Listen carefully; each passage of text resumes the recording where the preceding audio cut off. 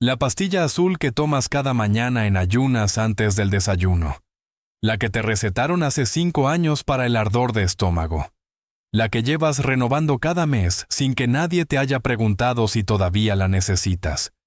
Esa pastilla está reduciendo la absorción de una vitamina que tu cerebro necesita para funcionar. Y lleva haciéndolo desde el primer mes. Un estudio publicado en JAMA Neurology en febrero de 2016, con 73.679 pacientes mayores de 75 años, encontró que los usuarios regulares de omeprazol y del resto de inhibidores de la bomba de protones tenían un 44% más de probabilidades de desarrollar demencia que quienes no los tomaban. ¿Cuántas personas que están viendo esto ahora mismo toman omeprazol cada día y no saben que ese número existe? Pero si quieres entender cómo uno de los medicamentos más vendidos del mundo, recetado durante décadas como un tratamiento seguro para el ardor de estómago, llegó a acumular estudios que lo vinculan con el deterioro cognitivo en personas mayores. Quédate, porque en los próximos minutos vamos a abrir el expediente completo. Y hay algo en ese expediente sobre lo que ocurre cuando intentas dejar el omeprazol, que explica por qué millones de personas siguen tomándolo, aunque ya no lo necesiten. Y que cambia completamente cómo deberías leer esa caja azul en tu botiquín. Imagina la escena. Un hombre de 63 años va al médico con ardor de estómago. Lleva semanas con molestias después de las comidas. Alguna noche se despierta con acidez.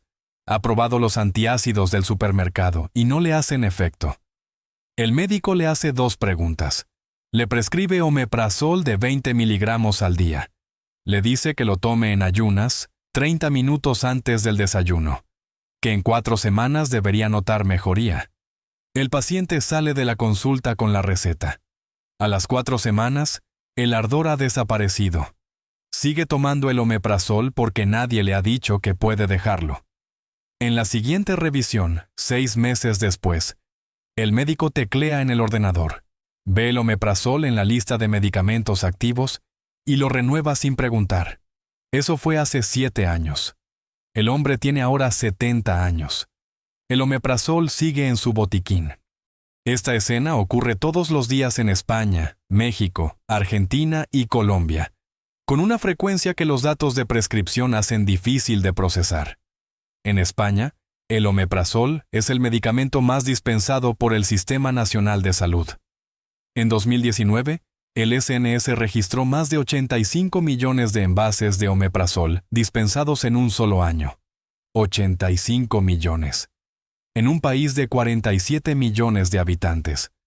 La Agencia Española de Medicamentos y Productos Sanitarios ha publicado informes en repetidas ocasiones señalando que entre el 30 y el 50% de las prescripciones de inhibidores de la bomba de protones en España no tienen una indicación clínica clara documentada en el historial del paciente. Entre el 30 y el 50% sin indicación clara. En México, el omeprazol se dispensa tanto con receta médica como sin ella en muchas farmacias, bajo distintos nombres comerciales. En Argentina es uno de los medicamentos sin prescripción de mayor venta. En Estados Unidos, Prilosec OTC, la versión sin receta del omeprazol, está disponible en cualquier supermercado desde 2003. La caja indica claramente que no debe tomarse durante más de 14 días y no más de 3 veces al año. La realidad de millones de personas es otra. ¿Cuántos de esos millones de usuarios crónicos de omeprazol saben lo que el medicamento hace con su vitamina B12 después del 3er año de uso? Para entender cómo llegamos hasta aquí, hay que ir al principio. Hay que ir a los laboratorios de la empresa sueca Astra, a finales de los años 70, y a un equipo de investigadores que desarrollaron una molécula diseñada para atacar el problema de la acidez gástrica de una manera que ningún medicamento anterior había conseguido. Era 1977. El equipo de investigación de Astra en Mölndal, Suecia, llevaba años buscando un compuesto que pudiera reducir la producción de ácido gástrico de forma más eficaz que los antihistamínicos H2, que eran el estándar de tratamiento en esa época. Los antihistamínicos H2, como la cimetidina que Glaxo había lanzado en 1976, Bloqueaban uno de los receptores que estimulan la producción de ácido. Funcionaban, pero no bloqueaban toda la producción. Astra buscaba algo más radical. Un compuesto que bloqueara directamente la última etapa del proceso, la bomba de protones que las células del estómago usan para secretar ácido al interior gástrico. Después de años de investigación, el equipo de Astra encontró la molécula que buscaban. La llamaron omeprazol. En 1989, la FDA la aprobó en los Estados Unidos. Astra la lanzó bajo el nombre Prilosec. En España llegó como Losec y después como omeprazol genérico. En México y el resto de América Latina, bajo decenas de nombres comerciales distintos. Los ensayos clínicos que avalaron la aprobación del omeprazol demostraban lo que la empresa prometía. Reducía la producción de ácido gástrico con una eficacia que los antihistamínicos H2 no alcanzaban. Era especialmente eficaz en el tratamiento de las úlceras pépticas, en el reflujo gastroesofágico severo y en ciertas condiciones raras de hipersecreción ácida, como el síndrome de Zollinger-Ellison. Esas eran las indicaciones originales. Lo que ocurrió después con el patrón de prescripción fue algo muy diferente. A lo largo de los años 90, el omeprazol empezó a recetarse para indicaciones mucho más amplias. Ardor de estómago ocasional, protección gástrica en pacientes que tomaban antiinflamatorios, náuseas inespecíficas, molestias digestivas de causa incierta. El medicamento tenía un perfil de efectos secundarios a corto plazo, aparentemente benigno. Los médicos lo recetaban con facilidad. Los pacientes lo pedían. Y las renovaciones se producían de forma automática, mes tras mes, sin que nadie se preguntara si la indicación original seguía vigente. En 2001, la patente del omeprazol expiró. AstraZeneca, que había absorbido a Astra en 1999, tenía un problema.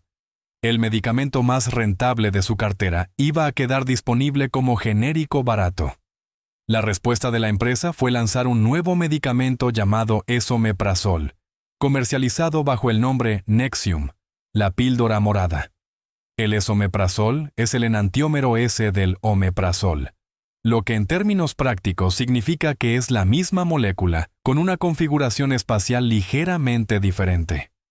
La eficacia clínica en comparación directa con el omeprazol genérico no mostraba diferencias sustanciales en la mayoría de los estudios independientes.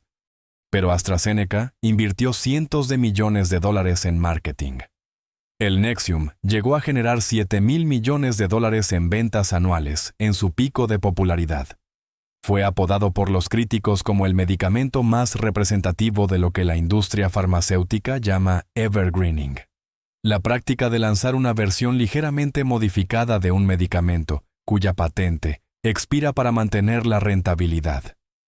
El mercado de los inhibidores de la bomba de protones, con el omeprazol a la cabeza, se convirtió en uno de los más lucrativos de la historia farmacéutica, y los tratamientos que se concibieron como de 4 a 8 semanas se convirtieron en tratamientos de 4 a 8 años. ¿Cómo ocurre eso? ¿Cómo pasa un tratamiento de 4 semanas a durar una década? La respuesta está en un fenómeno que los gastroenterólogos conocen bien, pero que raramente se explica al paciente en la consulta donde se prescribe el omeprazol. Se llama hipersecreción ácida de rebote. Cuando el omeprazol bloquea las bombas de protones de las células del estómago, el organismo detecta que los niveles de ácido gástrico han bajado. El sistema de regulación del estómago interpreta esa reducción como una señal de que necesita compensar.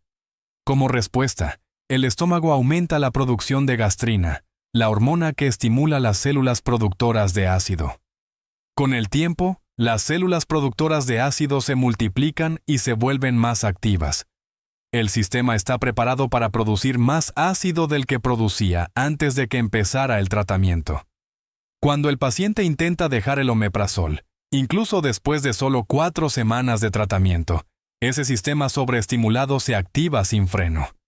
El resultado es un ardor de estómago y una acidez más intensos que los que motivaron la primera receta.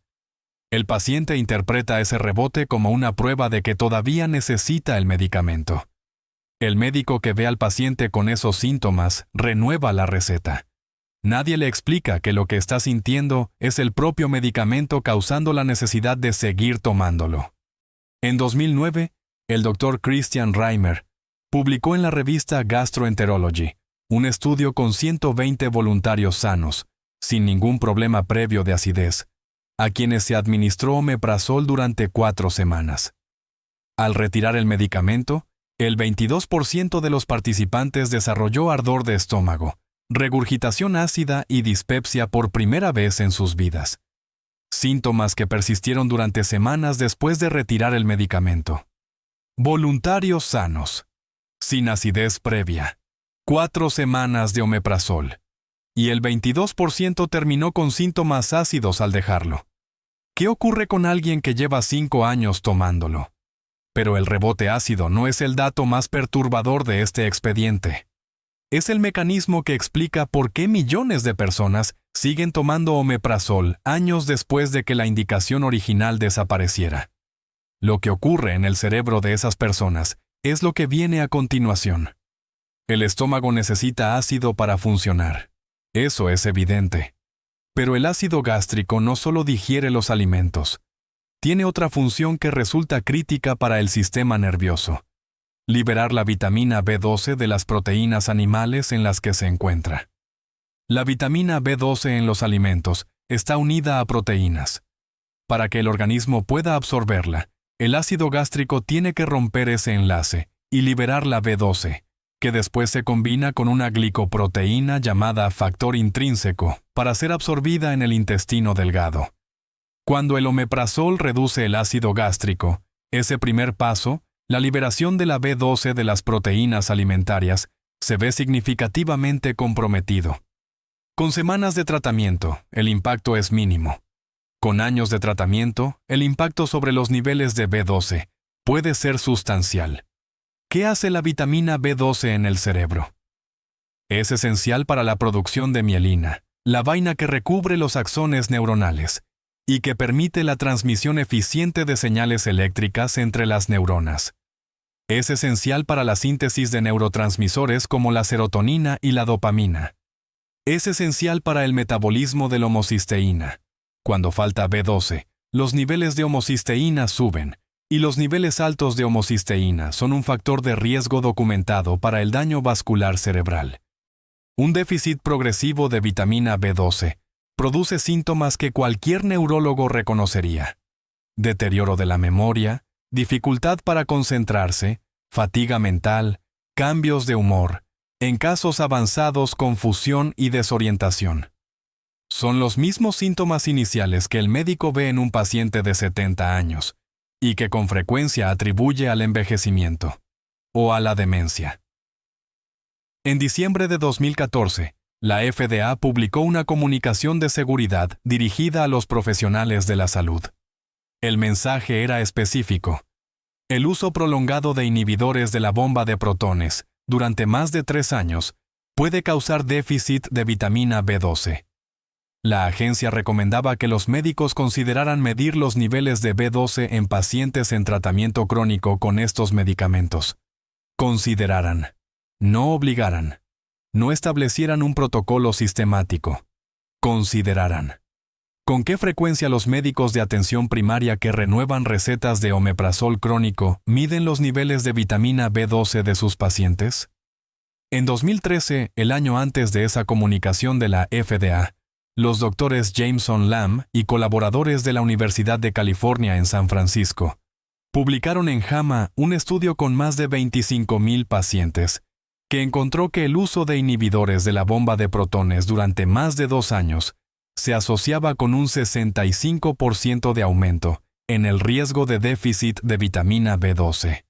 Un 65%. Con 2 años de uso. 65% de aumento en el riesgo del déficit, que produce exactamente los mismos síntomas iniciales que el Alzheimer. Pero el dato más perturbador de este expediente no es ese. Ese llega ahora. En febrero de 2016, los doctores Willy Gom y colaboradores publicaron en la revista JAMA Neurology Un estudio que analizó los datos de salud de 73.679 pacientes mayores de 75 años en Alemania, seguidos durante un periodo de varios años dentro de la base de datos de la Seguridad Social alemana. Los investigadores compararon la incidencia de demencia entre los usuarios regulares de inhibidores de la bomba de protones y los no usuarios. El resultado, ajustado por edad, sexo y otras variables de confusión, fue un hazard ratio de 1,44. Un 44% más de probabilidades de desarrollar demencia en usuarios regulares de omeprazol y otros inhibidores de la bomba de protones. 44%. Publicado en JAMA Neurology. Revisado por pares. Con casi 74,000 pacientes. Y el debate científico que siguió a esa publicación fue el mismo que siguió al estudio del BMJ sobre benzodiazepinas. La objeción de la causalidad inversa. ¿Y si las personas con demencia incipiente tienen más problemas gastrointestinales y por eso toman más omeprazol? En ese caso, el medicamento no causaría la demencia, simplemente aparecería asociado a ella. Era una objeción metodológica legítima, y la literatura científica la fue respondiendo con estudios posteriores. En octubre de 2023, los doctores Naomi Northwiss y colaboradores publicaron en la revista Neurology los resultados de un análisis de la cohorte ARIC, el estudio Atherosclerosis Risk in Communities, uno de los estudios epidemiológicos más grandes y mejor documentados de los Estados Unidos. El análisis incluyó datos de más de 88,000 participantes seguidos durante años.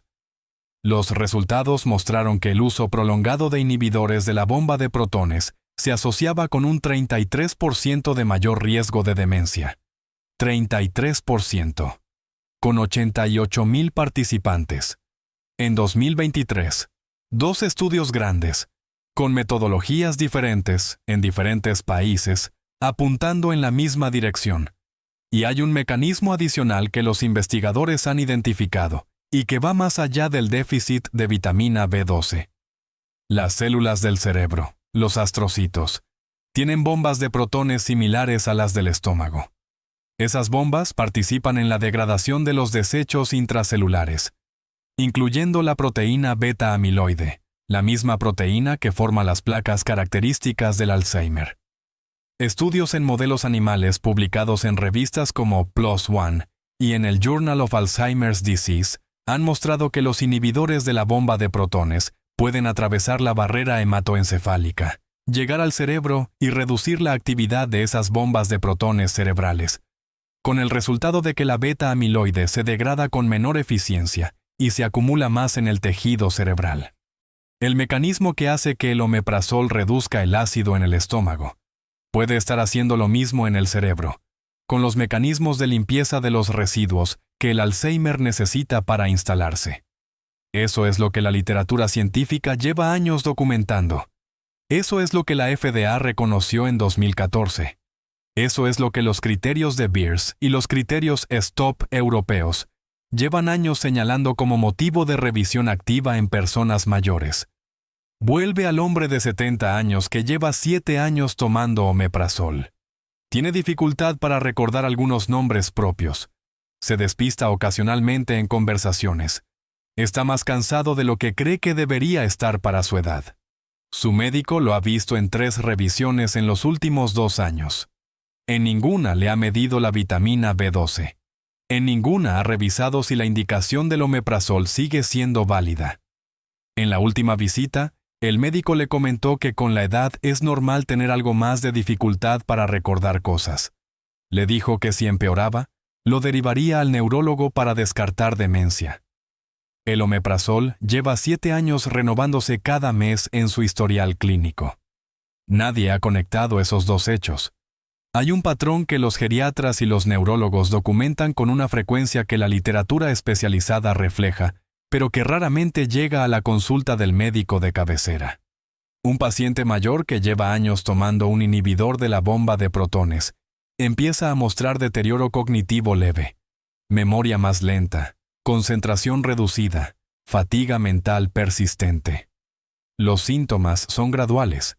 lo que significa que ni el paciente ni la familia establecen un punto de inicio claro. El médico evalúa al paciente.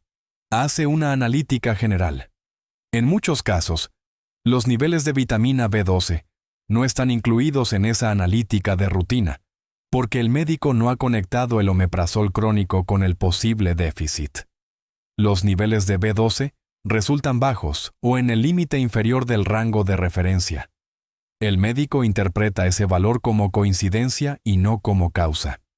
El diagnóstico de trabajo que se activa es deterioro cognitivo leve, de posible origen neurodegenerativo. Se inicia el proceso de derivación al neurólogo. Se habla a la familia de posible Alzheimer temprano. El paciente y su familia entran en una espiral de miedo, pruebas y planificación de futuro. Lo que ese proceso raramente incluye, al menos de forma sistemática, es un ensayo terapéutico. Suplementar vitamina B12 de forma agresiva durante varios meses y revisar simultáneamente si el omeprazol sigue siendo necesario. Y esperar para ver qué ocurre con la función cognitiva. La diferencia entre el deterioro cognitivo causado por déficit de vitamina B12 y el causado por demencia neurodegenerativa es que el primero puede ser parcial o totalmente reversible. El segundo no. Y hay otro ángulo en este expediente, que tiene una lógica aún más directa. Cuando el médico de cabecera inicia un tratamiento con omeprazol, rara vez establece una fecha de revisión de la indicación. La lógica médica detrás del tratamiento es correcta al inicio. El paciente tiene síntomas. El medicamento los controla. El tratamiento es seguro a corto plazo. El problema es lo que ocurre a los 4 meses, a los 6 meses, al año. La acidez que motivó la primera receta puede haber remitido. El factor desencadenante, el estrés, los antiinflamatorios que se tomaron temporalmente, la gastroenteritis que produjo irritación, puede haber desaparecido. Pero el omeprazol sigue.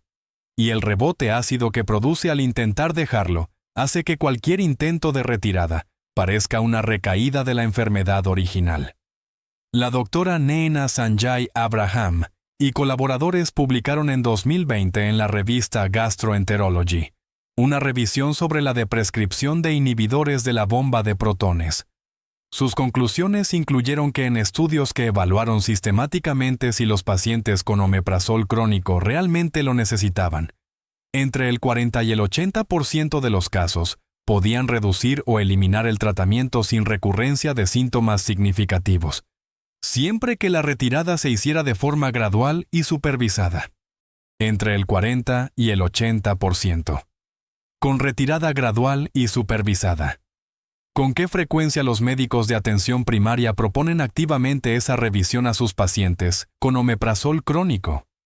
En España, la Sociedad Española de Medicina de Familia y Comunitaria ha publicado guías de práctica clínica recomendando la revisión activa de la indicación de los inhibidores de la bomba de protones en pacientes en tratamiento prolongado. Los criterios STOP europeos, publicados en 2008 y actualizados en 2014 y 2023, incluyen el uso de inhibidores de la bomba de protones a dosis plena durante más de 8 semanas para la dispepsia sin complicaciones o el reflujo leve como medicación potencialmente inapropiada que debe revisarse.